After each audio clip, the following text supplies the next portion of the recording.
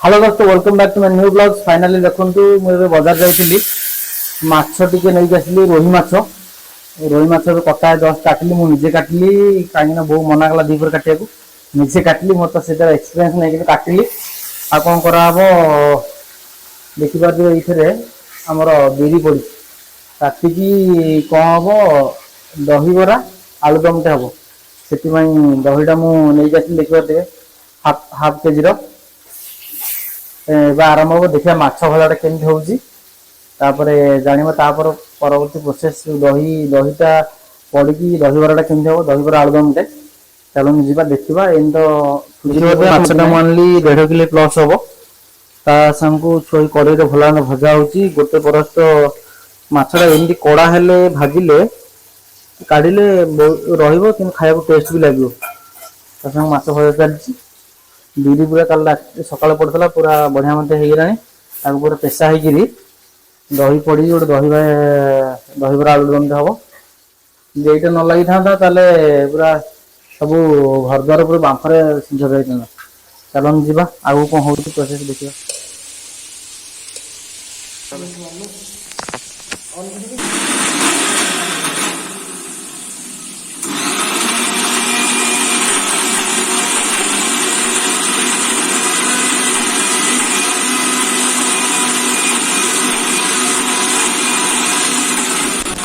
बीरटा पूरा भलांदे पेशाई अच्छी सुजी आसले पियाज टिके लुण लंका टी पड़ी भलांदे भुसुआ पत्र पड़ी बुढ़िया बराटा हम माछ आमर सरीगला माछ भजाटा होगला तापर माछ चाखिया टे दहीटा है भलांदे फुटण देवा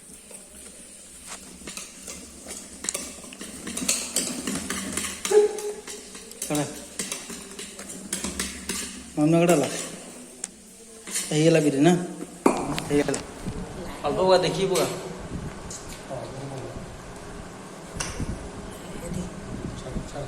सॉफ्ट हो ना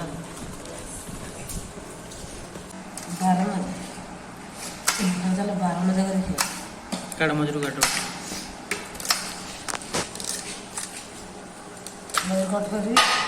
मजरू गोटे कट कर दीटा कट कर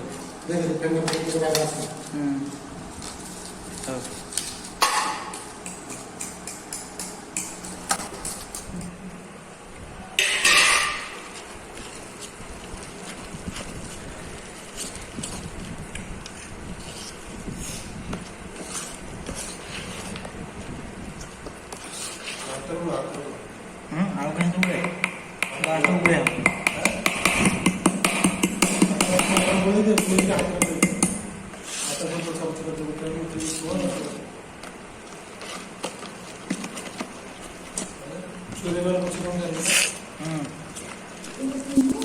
बरार प्रोसेस आरंभ होला राकु पकई मैंने कौन कल खाଇବା सारा पकई भल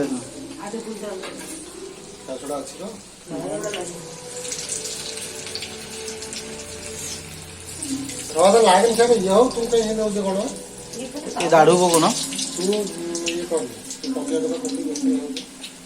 मैंने कागज गोटे आने इधर पकड़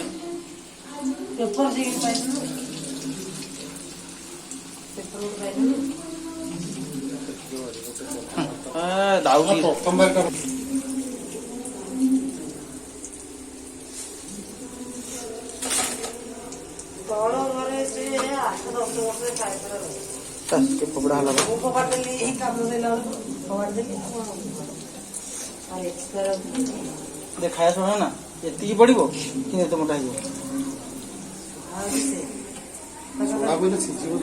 लगे पड़ी समस्ते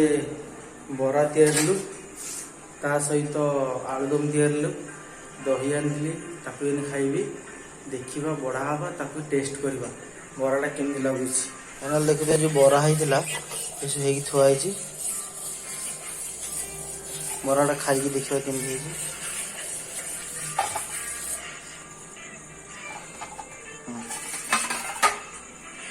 आलुदम टे देलु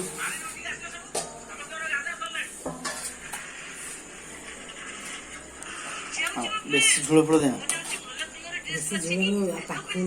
झोल ना ना था था मुझे ଦହି ଗୁଡ଼ା ଲମ ନା ଦହି ଟିକେ ଦହି କେହି ନ ପିଲେ ମୋତେ ଡାକିବ ରାତିରେ ପିଇ ଦେଇ ସବୁ ପଚାରୁଛି ତମେ ଦହି ଖାଇବା ଖାଇବା ଇଚ୍ଛା ନାହିଁ ଦହି ତ ମୋର ପ୍ରିୟ ମୁଁ ସେ ଦହି ଖାଲି ପିଏ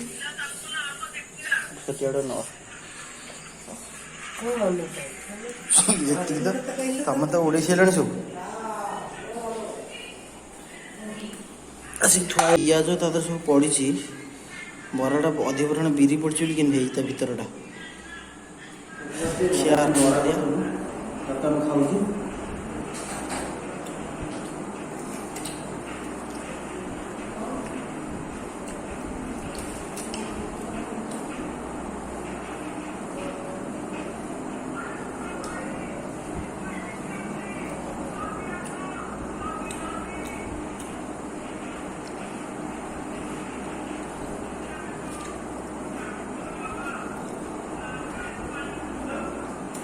ଆଳୁ କଷା କରିଥାନ୍ତୁ